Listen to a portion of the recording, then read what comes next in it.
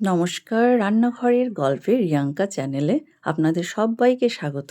আজ বানাবো সুজি এবং আলুর মেলবন্ধনে সুস্বাদু মশলা পুলি পিঠা।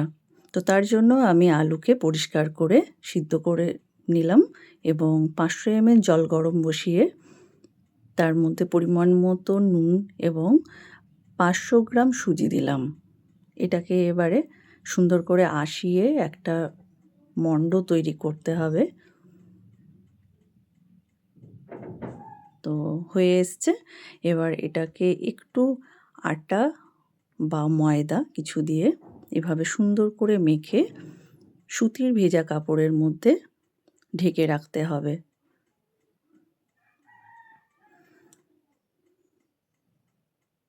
হয়ে গেছে। এরপর আলুর পুরের জন্য মশলা করব। আদা, রসুন এবং কাঁচা লঙ্কা দিয়ে একটা আধ বাটা মশলা, যেটার আলাদাই একটা টেস্ট।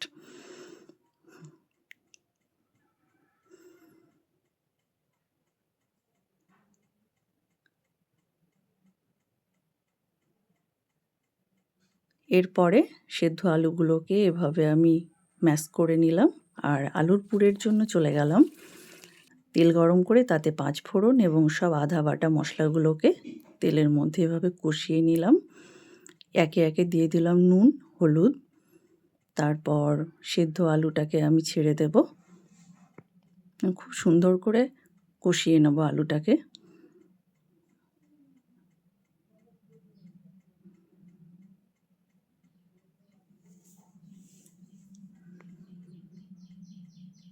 এরপর কষানোর শেষে গরম মশলা দিয়ে দিলাম।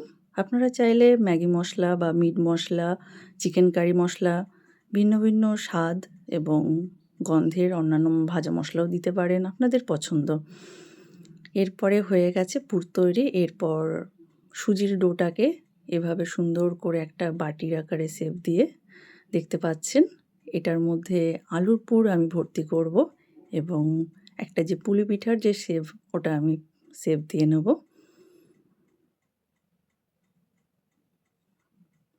যদিও খুব সুন্দর একটা আমি শেপ দিতে পারি না, তো এই যে এরপর গরম তেলের মধ্যে এগুলো ছেড়ে দিচ্ছি এবং মাঝারি আঁচে আমি নেড়ে চেড়ে ভেজে নেব প্রায় 6 মিনিট।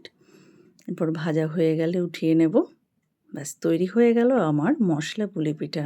এইরকম সুন্দর সুন্দর ভিডিও পেতে চ্যানেলটিকে সাবস্ক্রাইব করে পাশে থাকুন। ফিরে আসছি নতুন কোনো ভিডিও নিয়ে। নমস্কার, সবাই সুস্থ থাকবেন, ভালো থাকবেন।